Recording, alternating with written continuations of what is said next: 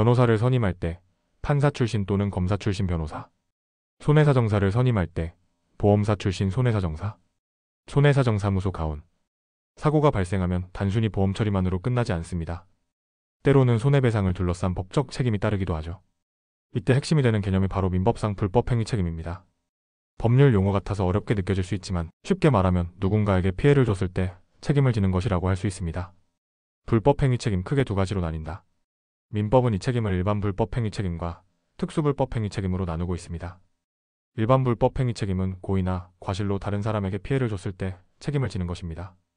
반면 특수불법행위 책임은 고의나 과실이 없어도 특정한 상황에서 손해를 줬다면 책임을 지도록 하고 있습니다. 1. 일반 불법행위 책임 과실이 있으면 책임이 따른다. 가장 기본적인 책임입니다. 예를 들어 운전 중 휴대폰을 보다가 사고를 냈다면 이건 명백한 과실이기 때문에 피해자에게 손해를 배상해야 하죠. 이를 뒷받침하는 법 조항은 민법 제750조입니다. 여기에는 몇 가지 구성 요건이 있습니다. 고의 또는 과실이 있어야 한다. 책임 능력이 있어야 한다. 미성년자, 심신상실자 등의 예외. 위법한 행위여야 한다. 손해가 실제로 발생해야 하며 가해행위와 손해 사이에 인과관계가 있어야 한다. 고의는 알면서도 했을 때, 과실은 주의를 게을리했을 때 발생합니다.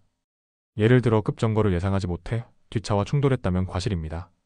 반면 일부러 들이받았다면 고의죠. 특수불법행위 책임 과실이 없어도 책임질 수 있다. 특수불법행위는 조금 더 넓은 책임 개념입니다. 부모가 자녀를 제대로 감독하지 못해서 사고가 났다면, 회사 직원이 일하다 사고를 내면 이런 경우에도 감독자나 사용자가 책임을 지게 됩니다. 대표적인 조항들은 다음과 같습니다. 감독자 책임 민법 755조 미성년자나 심신상실자의 행동으로 손해가 생겼다면 감독자가 책임을 집니다. 사용자 책임 민법 756조.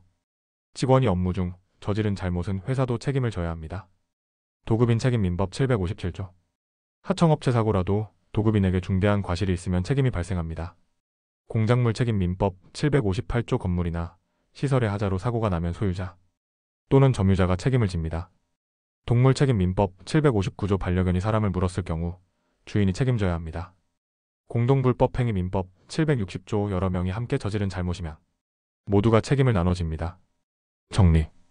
민법상 불법행위 책임은 단순한 법 조항이 아니라 우리가 일상에서 겪는 사고나 분쟁에 아주 밀접한 제도입니다. 운전을 하면서 생기는 사고는 대부분 과실 여부가 핵심이 되고 이때 민법의 일반 및 특수불법행위 규정이 바로 그 기준이 되는 셈이죠. 또한 약속을 지키지 않아 생긴 손해도 법적으로 책임을 지게 된다는 점에서 우리가 맺는 계약 하나하나가 얼마나 중요한지도 알 수 있습니다.